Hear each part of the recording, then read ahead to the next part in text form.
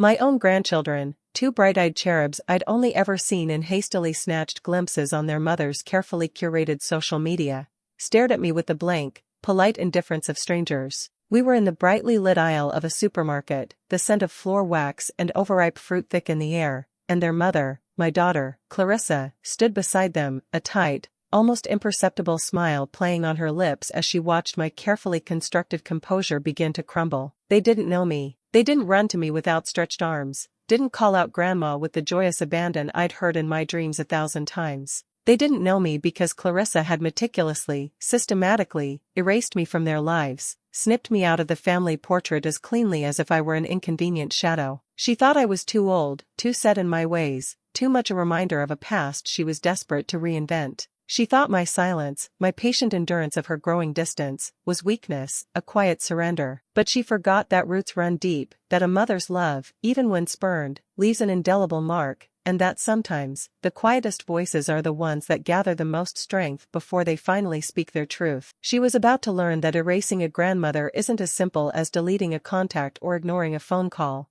It's an act that leaves a void that truth, eventually, always rushes in to fill. And I, after years of quiet heartache, was finally ready to let that truth flood in, washing away the carefully constructed facade of her perfect, motherless family. Now, let me tell you what really happened. It wasn't always like this cold chasm between us. There was a time when Clarissa was my shadow, her small hand tucked firmly in mine, her laughter the brightest sound in my world. I remember the day she was born, the overwhelming wave of love that washed over me, so potent it felt like my heart would burst. Her father, my dear Thomas, had wept, holding her tiny form against his chest, whispering promises of a beautiful life. We weren't wealthy, but we were rich in love, in shared dreams. I worked part-time as a seamstress, my fingers nimble and quick, altering dresses, mending trousers, saving every spare penny for Clarissa's future. Thomas drove a delivery truck, long hours on the road, but he always came home with a smile for his girls. Our small home was filled with the aroma of baking bread, the sound of stories read aloud, the warmth of a family knitted together by devotion. I taught Clarissa to sew, just as my own mother had taught me. Her first stitches were clumsy, uneven, but her determination was fierce. We'd sit together for hours, sunlight streaming through the window,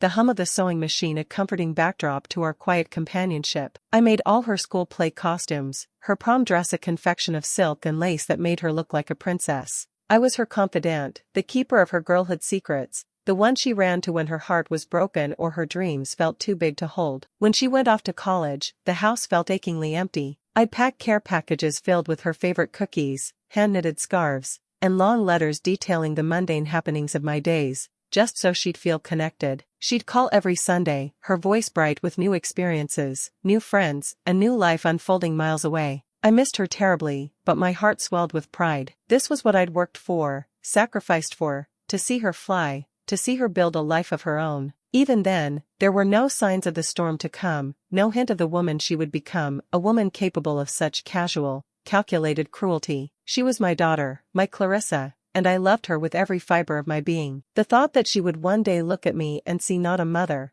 but an inconvenience, an embarrassment, was a horror beyond my imagining. But life, as I've learned, has a way of delivering its harshest lessons when you least expect them, wrapped in the guise of the people you love the most. The first tiny cracks in our foundation appeared when Clarissa met David. He was older, a successful architect with a sleek car and an air of sophisticated detachment that I found unsettling, but Clarissa was smitten. She'd gush about his ambition, his intellect, his modern apartment with its minimalist decor and panoramic city views, a world away from the cozy, slightly cluttered home she'd grown up in. I tried to like him, for her sake. I invited them for dinner, baked his favorite pie, listened politely as he talked about his latest projects, his voice often carrying a faint note of condescension when he addressed me. He called me Martha, not Mom or even Mrs. Albright, a small thing, perhaps, but it felt like a deliberate distancing, a subtle marking of territory. Clarissa, once so open and affectionate, began to change. She adopted David's cool, appraising gaze, his preference for expensive, understated things. My handmade gifts were received with polite, but noticeably less enthusiastic, thanks. Phone calls became less frequent, visits shorter, punctuated by David's impatient glances at his watch. When they announced their engagement, I was happy for her, of course, but a small knot of anxiety tightened in my chest. The wedding was a lavish affair,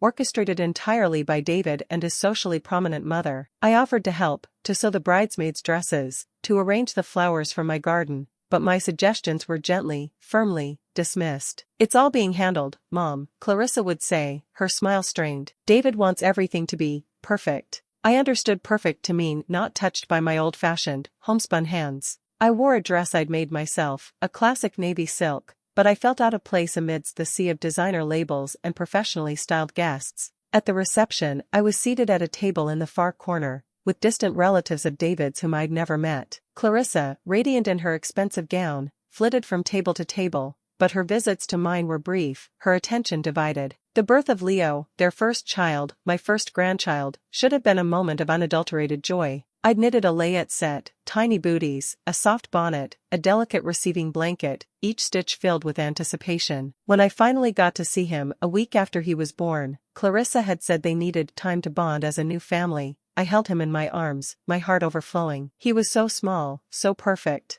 But even then, the distance was palpable. Clarissa watched me with a hawk-like intensity, correcting the way I held him, questioning if my hands were clean enough. David hovered in the background, his expression unreadable. Visits were carefully scheduled, brief, and always supervised. I was never allowed to babysit, never invited to stay for dinner. Excuses were plentiful. Leo was on a strict schedule. They didn't want to disrupt his routine. Clarissa was tired. The photos Clarissa posted online painted a picture of blissful motherhood, a perfect family unit, but I was rarely in them. If I was a blurred figure in the background, an afterthought. The handmade gifts I brought were often set aside, later appearing in charity shop donation piles I'd glimpse on community forums. It was a slow, insidious erasure, each small cut a fresh wound. I told myself I was being oversensitive, that new mothers were naturally protective. I tried harder, baked more cookies, knitted more elaborate gifts, offered help that was always politely declined. I didn't want to believe what my heart was beginning to suspect, that I was being deliberately, systematically, pushed out of my daughter's life, and consequently, out of the lives of the grandchildren I yearned to know. The birth of Lily, their second child, followed a similar pattern, only the distance felt wider, the excuses more perfunctory. My carefully chosen gifts were met with even less enthusiasm. The few times I saw the children, they were shy, reserved, looking to their mother for cues on how to interact with this vaguely familiar older woman. It was like watching my own heart break in slow motion, piece by tiny piece. The grocery store incident wasn't a sudden aberration. It was the inevitable culmination of years of these subtle, and not so subtle, acts of exclusion. It was a Tuesday, I remember, a gray, drizzly afternoon that mirrored the mood in my heart. I'd run out of tea and the thought of another silent evening in my empty house felt unbearable, so I'd decided a trip to the market, even for a small item, might offer a brief distraction. I was in the produce aisle, carefully selecting a few ripe peaches, a small, hopeful purchase, as Thomas had always loved them, when I heard a child's laugh, bright and clear, from the next aisle over. My heart gave a familiar lurch. It sounded like Leo, or what I imagined Leo would sound like now, a little older, a little more boisterous than the subdued toddler I'd occasionally seen. I peeked around the corner, my breath catching in my throat. It was them. Clarissa, pushing a shopping cart, looking effortlessly chic in designer jeans and a cashmere sweater. Leo, now a sturdy little boy of perhaps 5, was perched in the child's seat, chattering animatedly, while Lily, a toddler with wide, curious eyes and pigtails the color of spun moonlight, trotted beside the cart, her tiny hand clutching a bright red apple. For a moment, I froze. My mind raced. Should I approach them? Would Clarissa be annoyed? Would the children even recognize me? The yearning to connect, to simply be acknowledged by these small beings who carried my blood, was a physical ache. I took a tentative step forward, a hesitant smile forming on my lips. "Clarissa?" I said, my voice softer than I intended. She turned, her expression cool, guarded. "Oh, Mom, I didn't see you there." There was no warmth in her greeting, no surprise, just a flat, almost bored, acknowledgement. Leo and Lily, sensing the shift in their mother's demeanor, fell silent, their eyes fixed on me with a mixture of curiosity and apprehension. They were beautiful. Leo had Thomas's dark, wavy hair, and Lily had Clarissa's determined little chin. "Hello, darlings," I said, my voice trembling slightly. I knelt down to Lily's level, my smile widening. "My, what a lovely red apple you have." Lily stared at me, her thumb creeping towards her mouth. She didn't smile back. She didn't say a word. She simply looked at me as if I were a peculiar piece of store display, something unfamiliar and slightly unsettling. Leo, from his perch in the cart, tilted his head, his gaze equally blank. "Who are you?" he asked, his small voice piping up in the sudden silence of the aisle. The words, so innocent, so direct, struck me with the force of a physical blow. My smile faltered. My carefully constructed composure felt as if it were shattering into a million pieces. I looked at Clarissa, my eyes pleading for her to say something, to bridge this agonizing gap. "This is a lady from the neighborhood, sweetie," Clarissa said, her voice smooth, dismissive. She reached out and gently steered Lily away from me, towards a display of organic fruit snacks. "Don't talk to strangers, remember? A lady from the neighborhood, not grandma, not even her mother, just a stranger." The casual cruelty of it, the public disavowal, was breathtaking. I felt a hot flush creep up my neck, my cheeks burning with a mixture of humiliation and a profound, bottomless sorrow. Other shoppers bustled past, oblivious to the small, devastating drama unfolding beside the bell peppers and zucchini. I wanted to scream, to rage, to demand an explanation, but my voice was trapped in my throat, a choked sob threatening to escape. I stood there, frozen, as Clarissa finished her selection, her back pointedly turned to me. She paid for her groceries at the self-checkout, never once glancing in my direction. Leo and Lily, sensing their mother's unspoken directive, didn't look back either. They simply walked out of the store, out of my life, leaving me standing alone in the produce aisle, the scent of peaches suddenly cloying, unbearable. The world seemed to tilt on its axis. The brightly lit supermarket, moments before a place of mundane routine, now felt like a stage for my deepest humiliation. I could feel the eyes of other shoppers on me, or perhaps it was just my imagination, my raw, exposed nerves. My carefully selected peaches lay forgotten in my basket. The tea I had come for seemed utterly irrelevant. All I could feel was the crushing weight of Clarissa's denial, the blank stares of my own grandchildren. "A lady from the neighborhood." The phrase echoed in my mind, a cruel, relentless refrain. It was a public stripping of my identity, a final, brutal severing of a bond one had cherished, a bond she had so effortlessly, so callously, destroyed. My hands were trembling so violently I had to grip the edge of my shopping basket to steady myself. The carefully built walls of my composure, the ones I had painstakingly erected over years of quiet slights and deliberate exclusions, had finally, irrevocably, crumbled. The drive home from the supermarket was a blur. I don't remember parking the car or walking up the path to my front door. The next thing I knew, I was sitting in Samuel's old armchair, the untouched peaches still in their paper bag on the kitchen counter, a silent testament to the afternoon's bitter encounter. The house felt colder than usual, the silence amplifying the hollow ache in my chest. "A lady from the neighborhood." Clarissa's words replayed in my mind, each repetition a fresh stab of pain. How had we come to this? How had the daughter I'd loved so fiercely, the child whose every scraped knee I'd kissed better, whose every small triumph I'd celebrated with unbridled joy, become this stranger, capable of such profound, public cruelty? My mind reeled back through the years, searching for a misstep, a misunderstanding, anything that could explain this chasm that had opened between us. Had I been too strict? Too lenient? Had I said something, done something, to warrant such a complete and utter rejection? But no matter how I sifted through the memories, I could find no justification for her actions. My love for Clarissa had been constant, unwavering. My sacrifices for her, uncomplaining. If there was a fault, it lay in my own enduring patience, my willingness to absorb the small hurts, to make excuses for her growing indifference, hoping that one day, she would remember the mother who had always put her first. The tears finally came, hot and unrestrained, a torrent of grief for the relationship I had lost, for the grandchildren I would never know, for the years of love that now felt like a foolish, unreciprocated investment. I wept for the woman I had become in Clarissa's eyes, an inconvenience, an embarrassment, a stranger. It was a deep, cleansing sorrow, the kind that leaves you feeling raw and empty, but also strangely clear-headed. As the last of the tears subsided, a new emotion began to stir within me, an emotion I hadn't allowed myself to feel for a very long time, anger. Not a wild, destructive rage, but a cold, hard anger, a righteous indignation at the injustice of it all. I had been a good mother. I had been a loving grandmother in waiting. I had done nothing to deserve this erasure,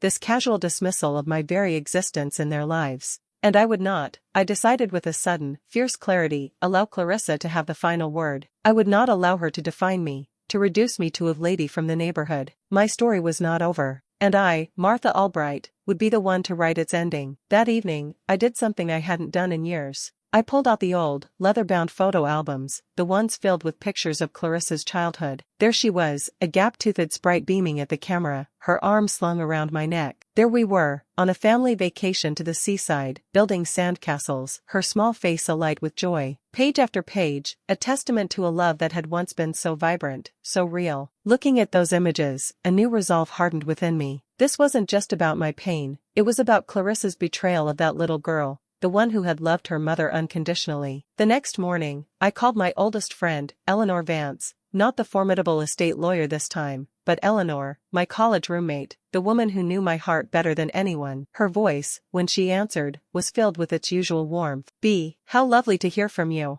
Is everything all right, dear?" I took a deep breath. "No, Eleanor," I said, my voice surprisingly steady. "Everything is not all right. But I think, for the first time in a long time, I know what I need to do." I told her everything, the slow distancing, the painful exclusions, culminating in the devastating encounter at the supermarket. Eleanor listened in silence, her occasional soft murmurs of sympathy a comforting presence. When I finished, her voice was filled with a quiet fury on my behalf. "That absolute, child," she said, her usual composure momentarily slipping. "B, you don't deserve this. No mother deserves this." "I know," I said, "and I'm not going to endure it silently anymore, Eleanor. I need to make things right, for myself." My plan wasn't about revenge, not in the traditional sense. It wasn't about hurting Clarissa, though I knew my actions would inevitably cause her pain. It was about reclaiming my dignity, my narrative. It was about ensuring that the truth of my life, my love, my sacrifices, was not erased by her selfish convenience. It was about ensuring my grandchildren, even if they never knew me personally, would one day understand the legacy of the grandmother their mother had tried so hard to hide. The first step was clarity, the second, action. The path ahead was daunting,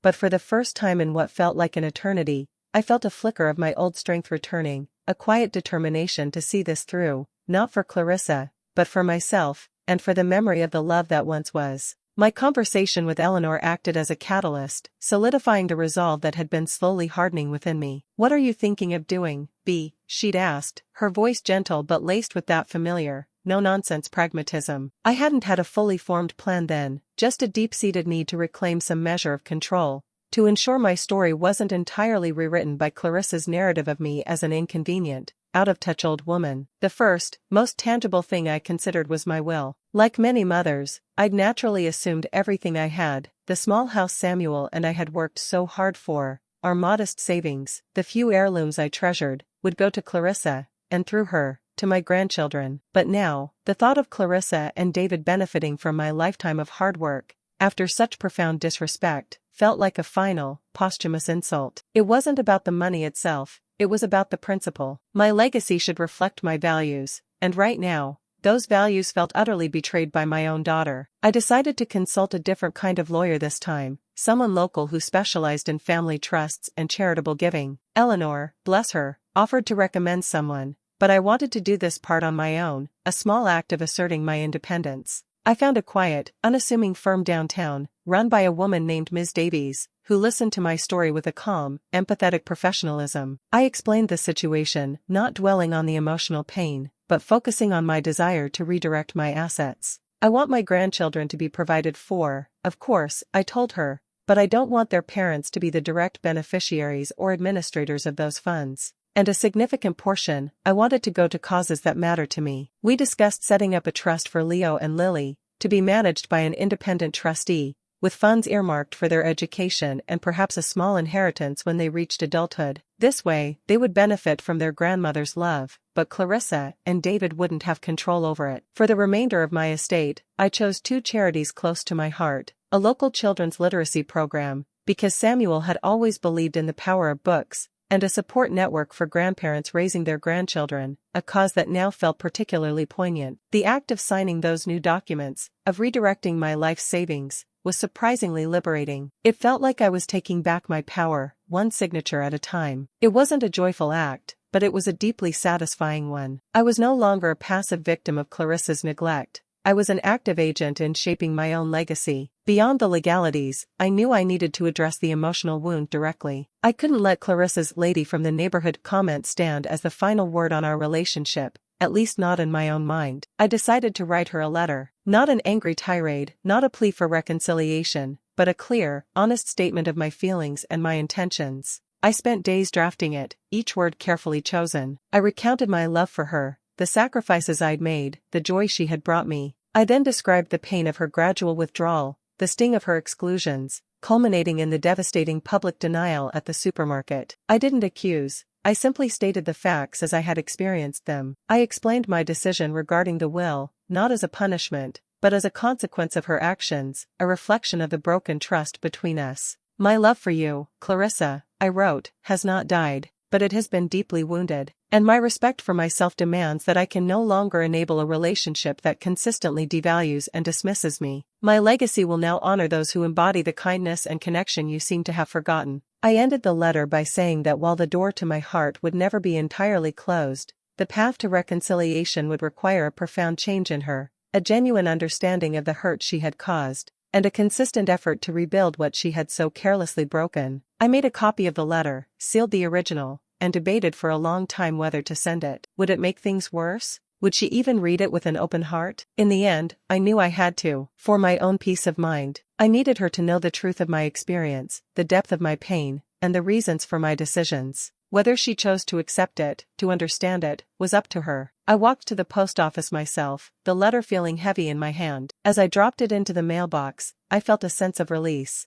I had spoken my truth. The rest was out of my hands. The days after I mailed the letter were filled with a strange mixture of anxiety and calm. I half expected an immediate, angry phone call from Clarissa, or perhaps from David, defending her, but the silence stretched. One day, then two, then a week. I tried not to dwell on it, busying myself with my garden, my correspondence with Ms. Davies regarding the trust, and long walks in the park where Samuel and I used to stroll. During this time, an unexpected encounter provided a small, bittersweet glimpse into the world I was missing. I was at a local craft fair, admiring some handmade pottery, when I saw a woman with two small children who looked vaguely familiar. As I drew closer, my heart skipped a beat. It was one of Clarissa's friends, a woman named Sarah, whom I'd met briefly at Clarissa's wedding, and the children with her, a boy and a girl, were unmistakably Leo and Lily. Clarissa was nowhere in sight. Sarah spotted me at the same moment, and her eyes widened in surprise, then softened with a hint of sympathy. "Mrs. Albright," she said, a hesitant smile on her face. "Hello, Sarah," I replied, my gaze drawn to the children. Leo was a little taller, Lily's pigtails a bit longer. They were chattering excitedly about a brightly colored pinwheel. "These must be Leo and Lily," I said, my voice gentle. Sarah nodded. "Yes, Clarissa had an appointment, so I offered to watch them for a couple of hours." An awkward pause hung in the air. The children, sensing a shift in adult attention, looked up at me, their expressions open, curious,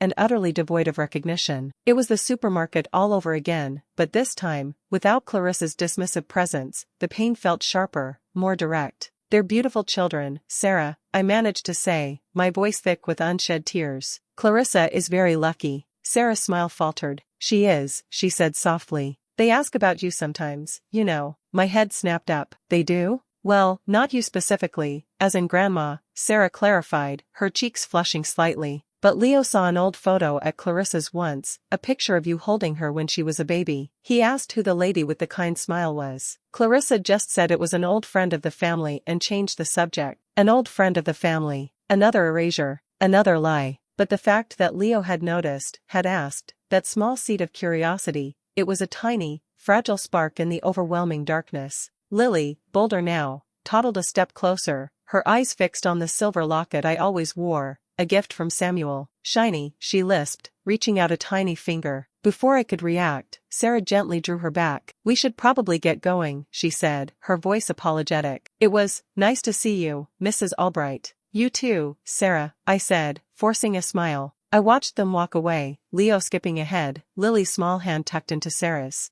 The encounter left me shaken, a maelstrom of conflicting emotions. The pain of their non-recognition was still acute, yet Sarah's small revelation about Leo's question, Lily's innocent curiosity about my locket, these were tiny pinpricks of light. Had my letter reached Clarissa? Had it planted any seeds of doubt, of remorse? The silence from her end was unnerving. Was she angry? Indifferent? Or was she, perhaps, finally beginning to confront the reality of her actions? I returned home, the image of Lily's outstretched finger, her innocent pronouncement of shiny, replaying in my mind. It was a small moment, insignificant to anyone else, but to me, It felt like a whisper of connection, a reminder that blood ties, however strained or denied, still resonated on some deeper, unseen level. The path ahead was still shrouded in uncertainty, but that brief, accidental meeting had given me a sliver of something I hadn't dared to feel in a long time, a fragile, tentative hope. Not for a grand reconciliation, perhaps, but for the possibility, however remote, that one day,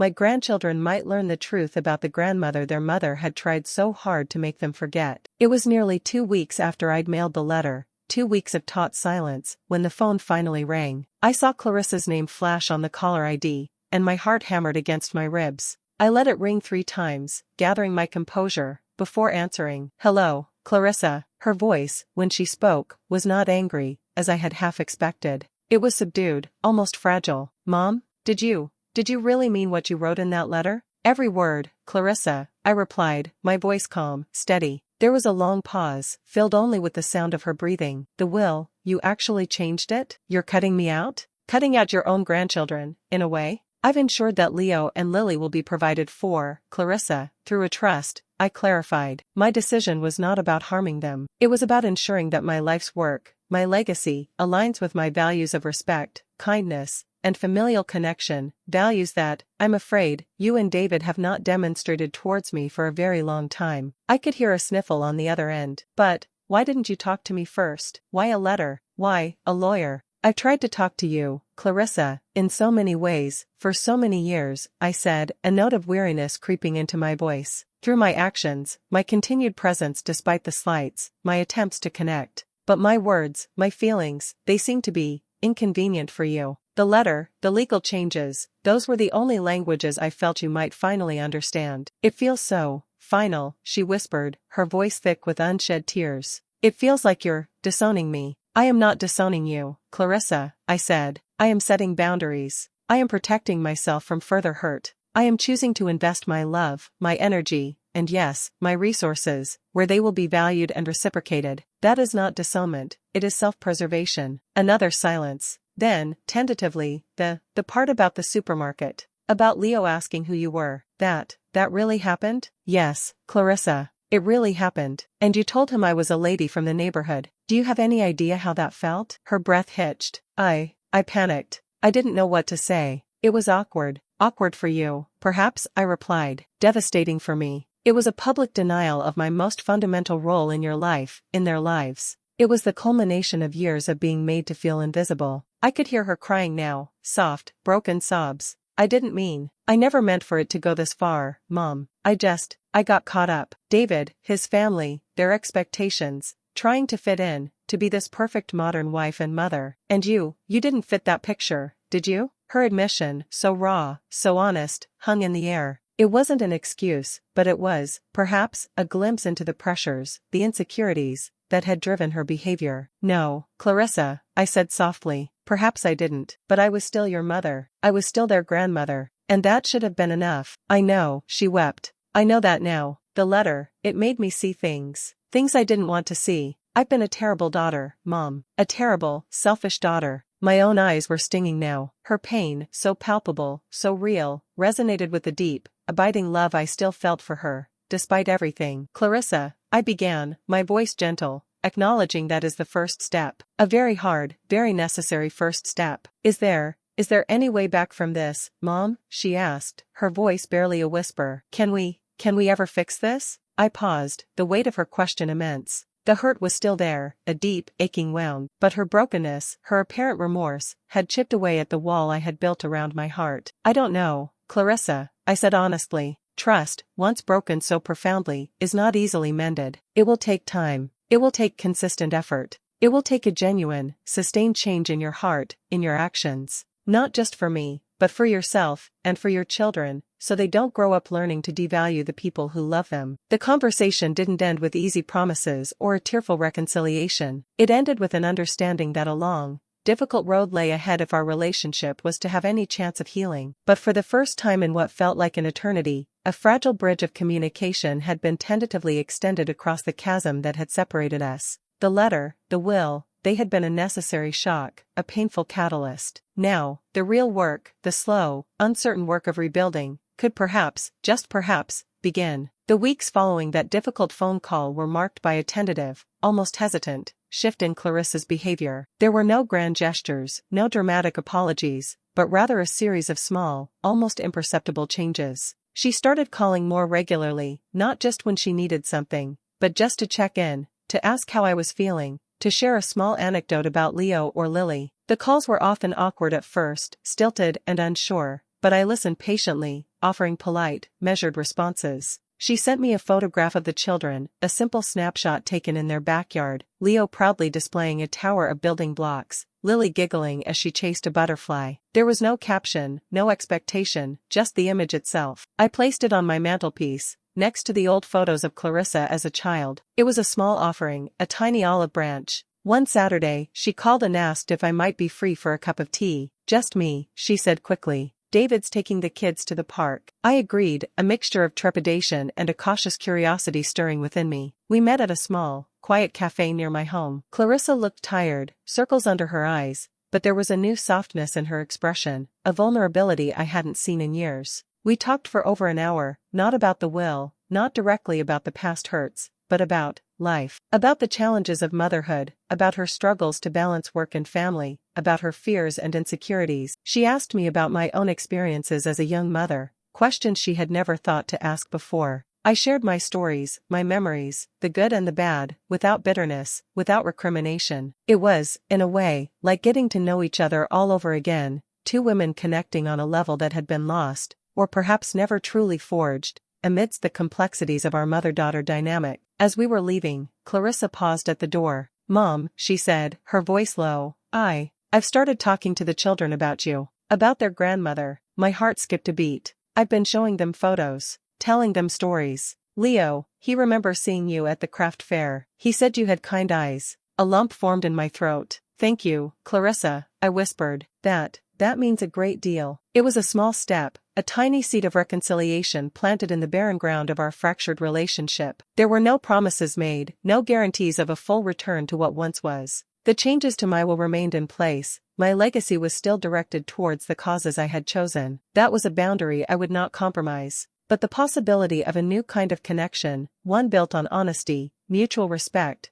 and a hard-won understanding of past mistakes, felt possible. The journey would be long, and fraught with the ghosts of past hurts. But as I walked home that afternoon, the scent of spring blossoms in the air, I felt a lightness in my step I hadn't experienced in years. The lady from the neighborhood was, perhaps, slowly, tentatively, being invited back into the family, not as an obligation, not as an afterthought, but as a grandmother, a mother, a woman whose worth was finally, perhaps, beginning to be recognized. The most profound lessons, I reflected, are often learned in the crucible of pain, and sometimes, the deepest love is the one that finds its way back after being lost. The silence in my home that evening was different. It was no longer the silence of erasure, but the quiet hum of possibility, a gentle anticipation for what the future, however uncertain, might hold. The path to rebuilding, as I suspected, was not a straight one. There were moments of regression, flashes of Clarissa's old entitlement, David's lingering resentment, but there was also a discernible effort, a new thoughtfulness that hadn't been there before. Clarissa started sending me small, unsolicited photos of the children, Lily taking her first steps, Leo proudly holding up a drawing he'd made at preschool,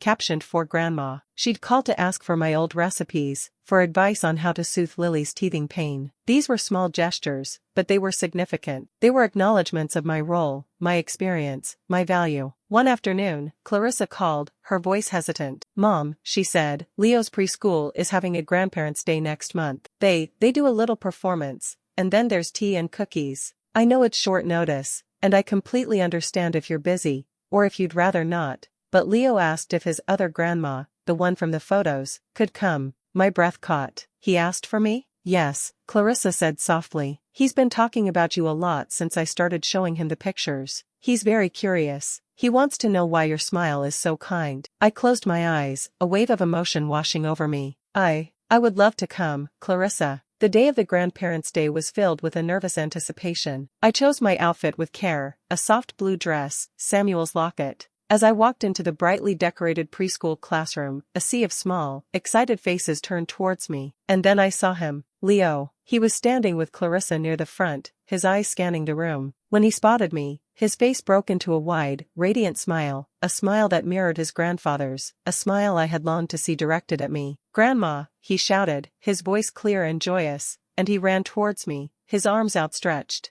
I knelt down and enveloped him in a hug, burying my face in his soft hair, tears streaming down my cheeks. This small boy, who weeks ago had looked at me like a stranger, was now embracing me with an unreserved, innocent affection that healed a part of my heart I thought would remain forever broken. Clarissa stood back, her own eyes glistening, a tentative smile on her face. Lily, now a confident toddler, toddled over and shyly offered me a plastic teacup. The performance was chaotic and charming. Leo, dressed as a sunflower, sang a slightly off-key song with his classmates. Afterwards, as we sipped lukewarm tea and ate slightly stale cookies, Leo chattered animatedly, telling me about his favorite toys, his best friend, his plans to be a firefighter. Lily snuggled into my lap, playing with my locket, her earlier pronouncement of shiny now imbued with a newfound familiarity. Clarissa watched us, her expression a mixture of relief and a lingering sadness. Later, as we were leaving, she touched my arm. "Thank you, Mom," she said, her voice thick with emotion. "Thank you for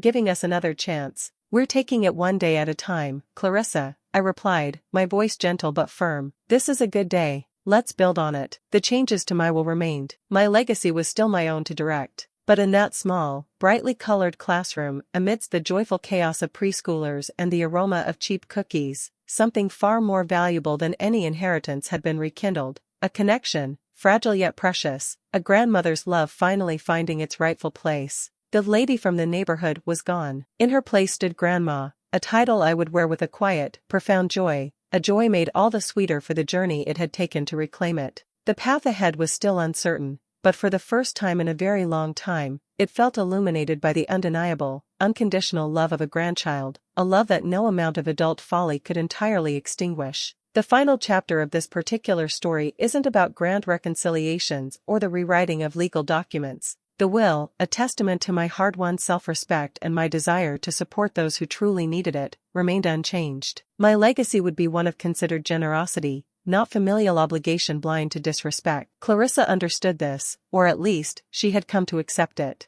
Her journey of remorse was ongoing, marked by a consistent effort to rebuild not just our relationship, but her own character. The true resolution, for me, lay in the small, quiet moments, in the reclaiming of my role as a grandmother on my own terms. Grandparents' Day at Leo's preschool was not an isolated event. Clarissa began to make a genuine effort to include me in the children's lives, not as a default babysitter or a financial resource, but as a cherished family member. There were Sunday afternoon visits, not always long, but filled with Leo's enthusiastic stories and Lily's infectious giggles. I taught Leo how to plant tomato seeds in my small garden, his brow furrowed in concentration as he carefully patted down the soil. Lily would sit on my lap, reading from a picture book, her tiny fingers tracing the colorful illustrations. These were not moments orchestrated for show, but genuine interactions, born of a desire to connect. David, too, seemed to have softened. His greetings were warmer, his conversation less guarded. Perhaps Clarissa's own transformation had influenced him, or perhaps he, too, had recognized the hollowness of a life built on superficial priorities.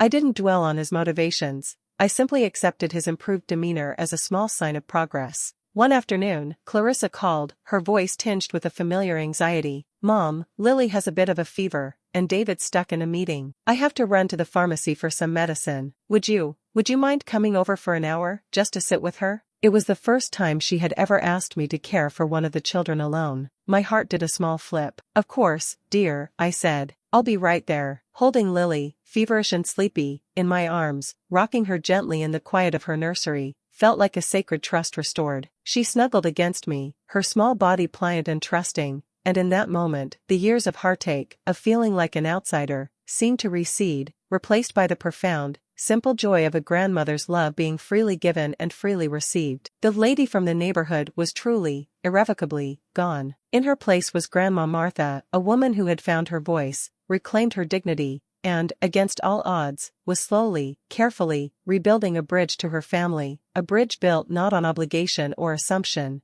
but on the sturdier foundations of honesty, respect, and a hard-earned, mutual understanding. My story, I realized, wasn't about winning a battle against my daughter. It was about winning back myself. And in doing so, I had inadvertently created the space for her to find a better version of herself too. The supermarket encounter, once a symbol of my deepest humiliation, now felt like a distant, painful memory, a catalyst for a change that, while difficult, had ultimately led to a more authentic, more meaningful connection. My legacy would still primarily benefit the charities I had chosen, but the true inheritance I hoped to leave Leo and Lily was not monetary, but moral, the understanding that love and respect are intertwined, that family is a verb, an action, a choice one makes every day, and that even the quietest voices deserve to be heard and cherished. And as I looked out at my small, blooming garden, I knew that my own roots, though once threatened, had only grown deeper, stronger, and more resilient in the face of the storm.